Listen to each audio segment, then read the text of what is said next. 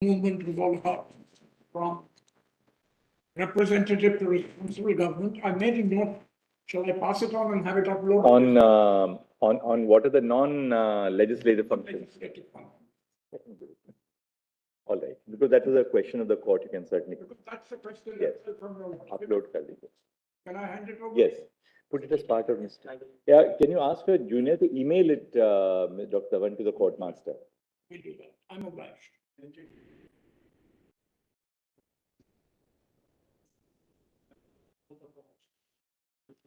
Give it to Mr. Prasanna and he will upload it. All right, no difficulty. Along with the extras of All some of the judges. All right, thank you, Mr. Jaffer.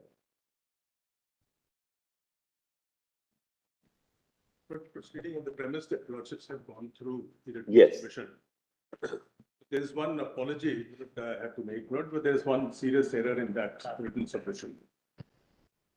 But wherever I have referred to Jammu and Kashmir, please read merger as accession, not merger, because lordship has seen Kashmir did not merge. So that's the error which I have committed. I want to rectify it. Wherever I use the word in my written submission, merger in respect of Jammu and Kashmir, it has to be accession. I'll take just 2 minutes to sum up the context part which the lordships must have seen. Kashmir acceded differently because it acceded post August 47. The rest of the states concluded their accession as well as standstill agreement before August 47. Because standstill agreement was a precondition for instrument of accession. So they had all signed. Kashmir did not do it. And therefore, as per the cabinet mission memorandum 25th May, as well as the India Independence Act 1947, section 6 and 7 and 8, Kashmir acquired independence because the paramountcy ceased on 15th of August 47. That's the crux of the cabinet mission memorandum and the India Independence Act that follows it.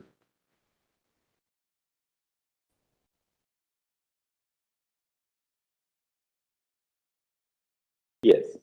The rest of the states barring Kashmir merged through agreements from time to time with the Dominion of India, ceding all their powers and sovereignty, barring Kashmir.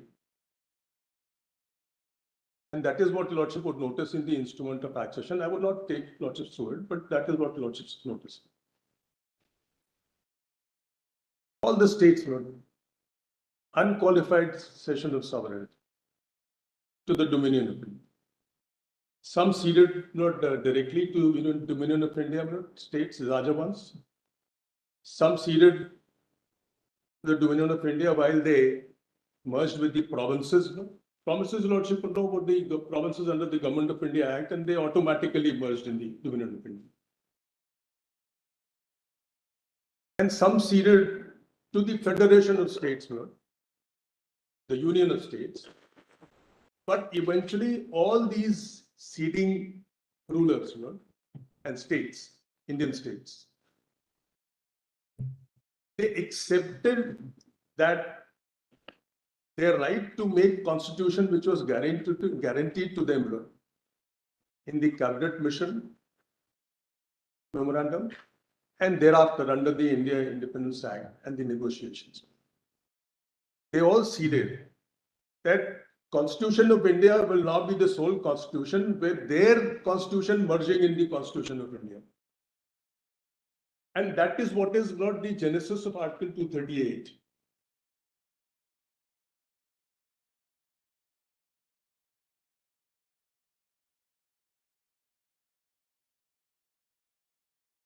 Article 238 is significant, and this will answer one of your Lordship's query, that what was the status of Kashmir when it ceded to the Dominion under Article 1 and the schedule.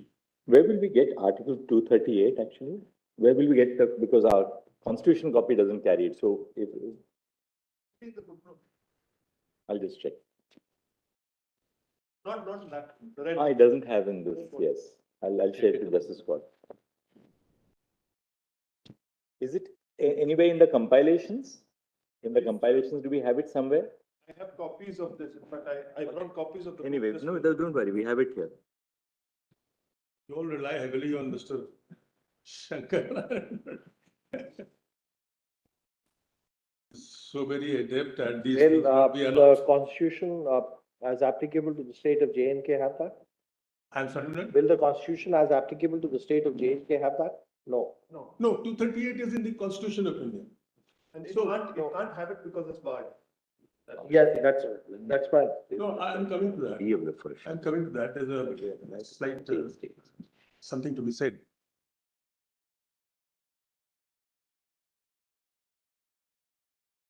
Lordships would bear this in mind that Kashmir ceded and became part of Union of India as Part B state.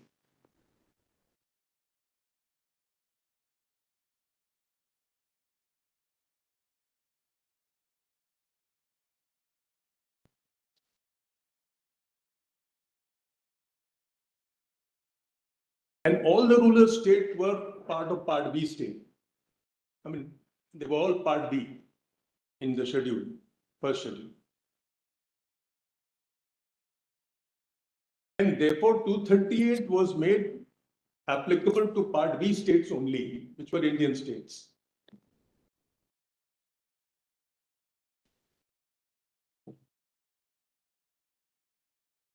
Only what 238 does was, it keeps the promise of applying the state's constitution to the government, to the union, the Constitution of India. Part B state, 238 says that Part 6, 7, and consequently Part 11 would also apply to these Part B states. And that is how not all these Indian states merged unconditionally into the Constitution of India. Initially, all the Indian states were promised that they will have their constitution. But then through negotiations, this was taken out.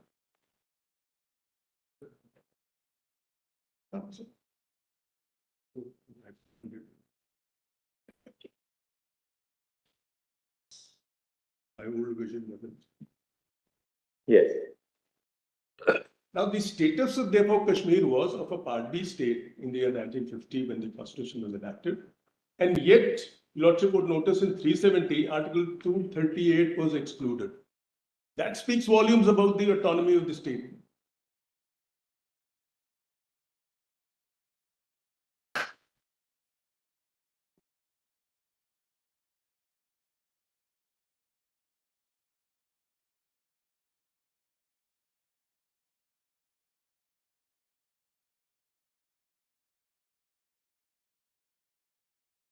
Yes. Therefore, Just hand these up, Are these given on a returnable basis or on a non-returnable basis? That's what I got. In fact, when we were arguing Boileau's matter, we were looking for Article 31 and it wasn't in the footnotes. So when we conceived this constitution, we had to put all the old provisions. So but the only discrimination my friend has is I have been You want me to have a later edition of this? it's coming out in 3 days.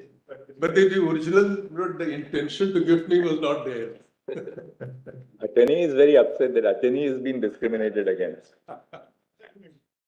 No, you have mine, I have one. The copy I can Um, enter it with my own comment. Brother has his own copy. I So. have my copy.